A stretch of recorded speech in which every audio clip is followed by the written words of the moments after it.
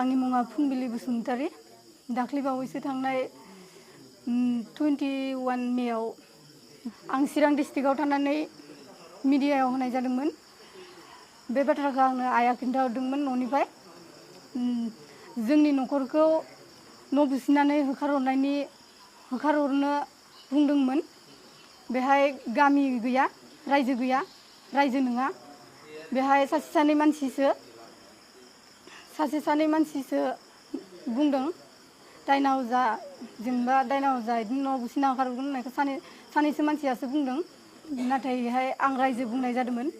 रायजोआ नङा, सासे सानै मानसियासो न' बुसिना होखारहरगोन बायदिसिना बाथ्रा बुंदों। आं रायजो बुंदोंमोन, बे आंनि गोरोन्थि। बिनिखायनो आं रायजोनिसिम निमाहा बिबाय आरो आं जोंनि सिमेन्ट सापरि सानजारि नोगोरनि आफादफोरनिसिमबो निमाहा बिबाय। आं दाख्लै जा माबाफोर गोरोन्थि बुंफ्लांदोंबा आं निमाहा बिबाय। बे दिनै प्रेस मिटनि गेजेरजों बेखौनो फोरमायगोन आं सिमेन्ट अफर दुलाराय बर' फरायसा आफादनि जानानै बेयावहाय मायाबा मोनसे देरहानाय, मायाबा मोनसे गोजोननाय बिदि जेबो फिलिंस मोनाखै। जिहेतु बेयावहाय जेबो प्रब्लेमानो क्रियेट जाखायाखै। दखरा आफादनि जानानै आं बेखौसो बुंगोन जे थांनाय समावबो आङो माखासे खौरां बिजोङाव बेले बेजे सोमजिनाय जाथायनि सायावहाय आं बेखौनो बुंखादों। जोंनि ओनसोलाव लिडार दं, दैदेनगिरि दं, जेबो प्रब्लेम जायाखै। सोरबा माखासे मिसकमिउनिकेसन बेनि सायावहाय माखासे खोथा बुंगोन। मिसकमिउनिकेसननि जायोब्ला खौरां मोजां मोनाब्ला, जाथायनि सोमोन्दै नों बुजिना मोनाब्ला नों बेवहाय बुंनानै खुनु लाब गैया। जोंनाव दैदेनगिरि दं माखासे, आरो जों दुलाराय बर' फरायसा आफाद हिसाबै मिरु लेभेलनिफ्राय लानानै जिल्ला दखरा जोङो बर' हारिनि थाखाय खैफोदनि थाखाय जों खामानि मावबोबाय दं।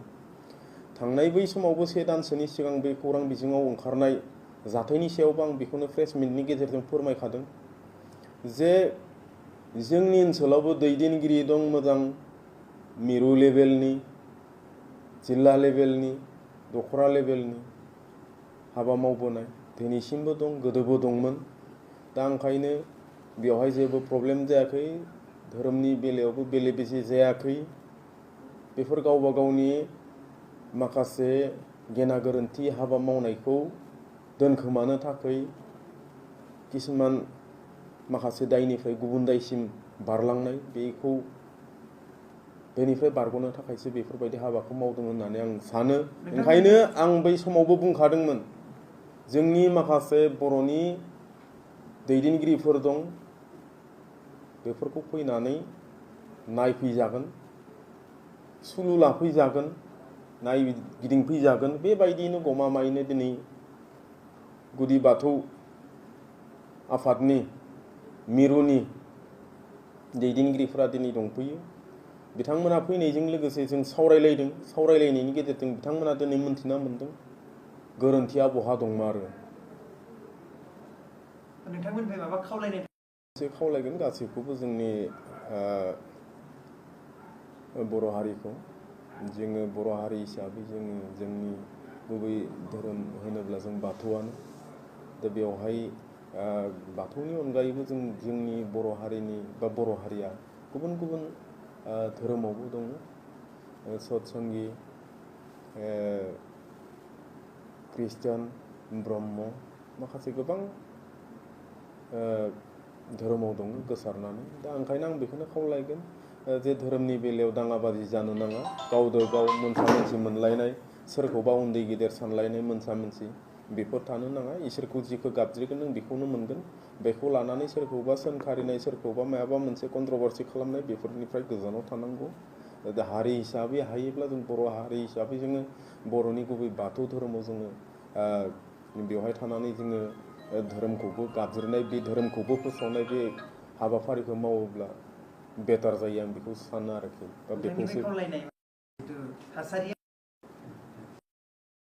बसुमतारीनि न'खरा मिथिनानै जा मिथियालासेनो जा एबा गुबुन जायखिजाया सुबुङा माखासे जोंनि सुलुंखौ मोजाङै आन्दाज लायालासेनो बुंनायानो जा, जों बेफोरखौ गासैखौबो थदबिर लानानै जों दुलाराय गुदि बाथौ आफादा जों दिनै बुंगोन जोंनि बे सानजारि नोगोराव बुंनो थाङोब्ला बे सानजारि नोगोरनि गुबुन गुबुन जोंनि बर' माहारियारि आफादफोरनि जायफोर दैदेनगिरिफोर दङ बेवहाय बिथांमोननि बुंथिनायजों जों मिथिनानै मोनबाय जे जों ससियेल मिडियायाव खोनानाय बादि एबा मिथिनाय बादि बेबादि बेवहाय बिदि बेले बेजे जेबो जायाखै एसे माबा मोनसे जादोंमोन नाथाय बेबो बांद्राय बेबादि जों गुबुनफ्रा खोनानाय बायदि नंद्राया बेवहाय बिनिखायनो जों दिनैहाय जार्मानबारि गामियाव जेरैबायदि गोदो आगोलाव जेरैबायदि गोजोन थासारि दंमोन बे दिनैनिफ्राय आरोबाव बेखौ गोख्रोंसिनै गोजोन थासारिया सोलिगोन एबा जाबाय होननानै जों दहाय जों गावनो मिथिबोबाय दा बिदिबा रायजो राजायाबो दिनै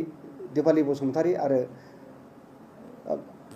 धोनिराम बसुमतारीनि न'खरखौ अननायजों बिथांमोनाबो बजबदों आरो बेहायबो जोंनि सानबाय दुलाराय गुदि बाथौ आफादा गुबुन गुबुन आफादफ्रा जेबादि बे जेंनाखौ सुस्रांनायाव जेबादि मदद खालामदों जों दिनै बे समाजारि बिजोंनि गेजेरजोंनो सिमेन्ट दख'रा एबसु लोगोसे गुबुन गुबुन आफादनि गासै बिबानगिरिफोरखौबो जों दिनै जोंनि बे जेंनाखौ सुस्रांनायनि बेलायाव जाबादि मदद आरो थुलुंगा होबाय बिथांमोना जेबायदि बाहागो लाबाय जों दिनै बे समाजारि बिजोंनि गेजेरजोंनो बिथांमोनखौ गासैखौबो जों बाख्नायगोन आरो साबायखर होगोन जों मिजिंथिदों बेबादि थासारिया जेबायदि गुबुंले थासारिया माबा मोनसे जाथावै समाव जानो नागिरोबा एबा जायोब्ला जों बेखौ रावबो लाइ होआ आरो दुलाराय गुदि बाथौ आफादा बेबादि थासारिखौ जों माब्लाबाबो लाइ होआ बे लेखायै गुबुन गुबुन आफादफ्राबो जेबायदि दिनै एकमत जादों जे जेखि जाया माबा मोनसे जाथावै जाथाय सोमजिनो नागिरबा बेखौ जयैनो बयबो हेफाजाब होलायनानै रायलाय होनलाय जेंनाफोरखौ सुस्रांनो थाखाय जों बयबो दिनै थियारि जादों आरो बे बिथिङाव दिनै सानजारि नोगोरनि गासैबो बर' माहारियारि आफादनि दैदेनगिरिफोरा दिनै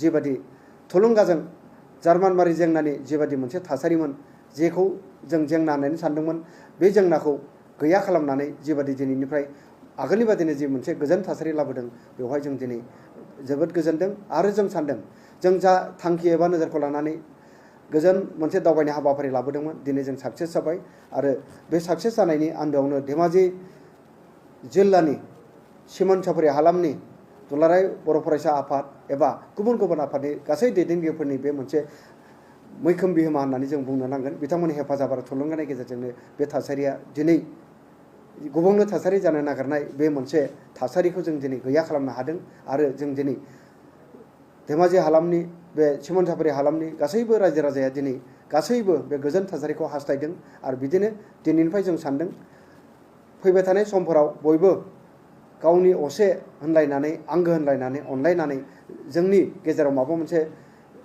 जेंना जानो नागिरबाबो बेखौ ज' बयबो नों दानागार आं दानागार हेफाजाब होलायनानै जों जेंनाफोरखौ सुस्रांनो हागोन होननानै जोंहा फोथायनाय दं आरो जों दिनै दुलाराय गुदि बाथौ आफादनिफ्राय दिनैनि बे सानजारि नोगोर एबा धेमाजि हालामाव जोंनि जि दावबायफैदों बे हाबाफारिखौ जों जाफुंसारदों होननानै दिनै जों मख'बाय गुदि बाथौ आफाद हिसाबै जोङो गुबै बाथौ सिबियारि गासैबो बाथौ बर'फोरानो गिबियाव बाथौ सिबियारिमोन आरो गासैबो बे बाथौ सिबियारियानो बोलि खान्थिजों सोलियोमोन दाबो जों खोनादों आरो जों मिथिदों जे जायफोरा समाजाव एबा रायजोआव जोंनि दानि बे फोसाबनाय खान्थिजों बाथौ धोरोमखौ बिनि खान्थिखौ फालिदोंब्लाबो न' गावबागाव न'आव बोसोरनि नामाव एबा माबा मोनसे हखामनि नामाव बोलि खान्थि दाबो सोलिदों होननानै जों गोबांनिफ्रायनो मिथिदों जियानो जाथों दुलाराय गुदि बाथौ आफादा जों रावनिबो हेंथा नङा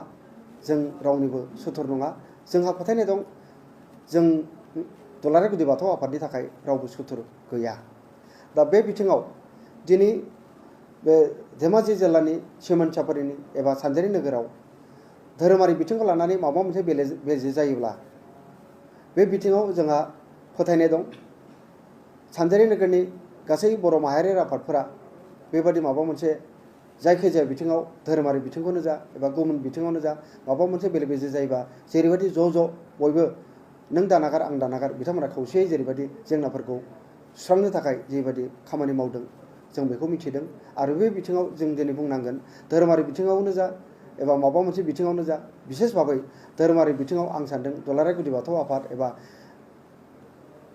बाथौ मा होनो दुलाराय गुदि बाथौ आफाद आरो दुलाराय बाथौ गौथुमजों जोंहा जेबो कमप्लिट गैया जानो हागौ जोंनि सिबिनाय खान्थियाव आलादा नाथाय बाथौआ बाथौआनो बे हिसाबै जों सानदों जोंनि दुलाराय गुदि बाथौ आफादा दिनै दुलाराय बाथौ गौथुमजों धोरोमारि बिथिङाव सिबिनाय खान्थिखौ गारनानै धोरोमारि बिथिङाव जों माबा मोनसे सावरायलायनायनि गेजेरजों बाथौ धोरोमखौ मुलुगनि दरबाराव खोमथा फसंथानायजों लोगोसे जों सिनायथि होनो थाखाय आरो मुलुग दरबाराव बे बाथौ धोरोमखौ लांनो थाखाय जों माबा मोनसे मावलायनो हायो नामा जोंहा